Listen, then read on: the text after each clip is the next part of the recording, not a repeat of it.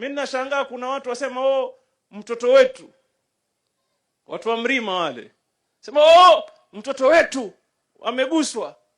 Mkashangaa, haya sasa tuhesabu, huyu Kabogo ni mtoto wa wapi? Huyu Mutahi Kagwe ni mtoto wa wapi? Huyu Eric Muga ni mtoto wa wapi? Liki Nyanjui ni mtoto wa wapi? Miano ni mtoto wa wapi? Alice Wahome ni mtoto wa wapi? Kithure Kindiki profesa ni mtoto wa wapi? Masinjau secretary to the cabinet ni mtoto. Yani hao watu wote unakataa kuwaona kwa sababu ya mtu mmoja. Hawa sasa si wao tena, because of one person. Surely